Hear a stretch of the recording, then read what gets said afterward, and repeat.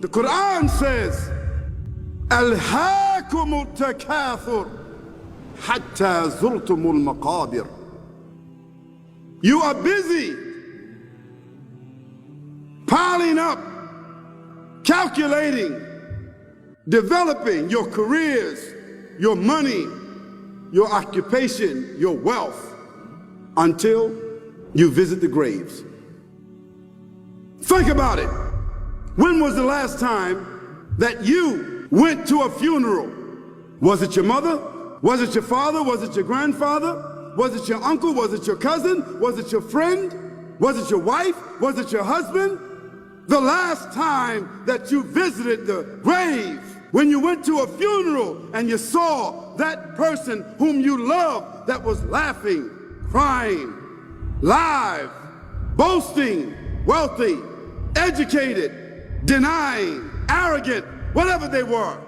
What was the demeanor of the people when you walked in that funeral home? When that person was stretched out in their last suit? Were the people cracking jokes? Were they dancing? Were they clapping and singing songs? No. Silence, melancholy, trauma. Why? Because every person that walked in that room, seeing that person stretched out, the first thing they thought about was not the person.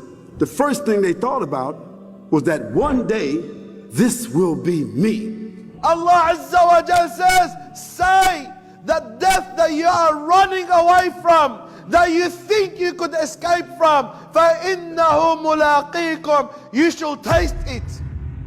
Then, ثُمَّ تُرَدُّونَ, then you shall return back to Allah subhanahu wa ta'ala. You cannot escape from death. All of you are engaged in running your mouths, doing your business, multiplying, buying houses, cars, whatever you're doing. And when you're told about God, religion, life, morality, you're saying, look, I ain't got no time for that. I don't want to hear that. I don't even believe in God. Matter of fact, I don't even know if I'm going to die, and if I do, maybe I'm coming back again. As a matter of fact, science is so sophisticated that I think really that they're on the verge of being able to solve the whole thing of death soon. We ain't got to die. If we got enough money, we don't even have to die. See how arrogant people can be until they visit the funeral house. And then after you go to the funeral house, if you got the guts, you go to the grave. And now this is another scenario. And you say to yourself, is that it? I mean, 50, 60 years, scraping, struggling, scheming, lying, stealing, fornicating, jumping up and down, begging, working, and this is the end of it? I mean, is this what's going to happen to me? Are they going to be dropping me into a hole in the ground? A hole in the ground. So you and I, we're going into a hole, and all the people that's crying, screaming, pulling out their hair, almost acting like they falling in the thing with you. They want to just jump in there with you. Not really though, you know, it's all an act. Because ain't nobody really going to jump in there and stay in there. They don't love you that much. And then after all the shoveling, and honestly, I'm telling you, that's what they do. So after all the money and all the drama, and the people walk away from that grave, it's over. What about that person in the grave? What's happening? Because you know and I know that death is almost like sleeping. Your body is dead, your spirit is gone, but your consciousness is there. Your spirit is gone. You can't shout, you can't call out, you can't say, don't leave me here. But you're going to be hearing and you're going to be seeing, because that's a different kind of consciousness. But you can't move. And in that grave, this is when the real trauma is going to begin. You know, whenever people use the word death, they use it like in a whisper. You say, he died.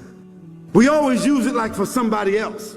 So the scenario of death doesn't really come to us. It doesn't really reach home.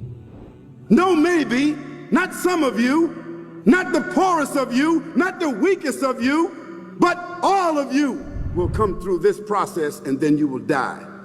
Allah Almighty, He says, wherever you are and wherever you think you could escape to, Allah Azza wa Jalla says death can bring you. Don't think you could run away from Allah. You could run away from everyone except Allah. And you could run away from everything except death.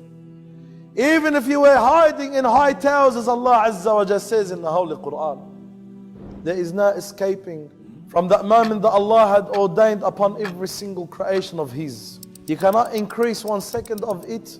You cannot decrease 1 moment of it. We should always remind ourselves that we're not living in this dunya forever. That does not mean I neglect my dunya.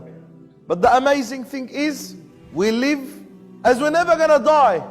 As we're never going to stand in front of Allah subhanahu wa ta'ala. We live our lives as there's no judgment or reckoning. And death, my brothers in Islam, does not recognize, does not know young or old. Death comes to everyone. When the time comes, it comes to you. So what have you prepared?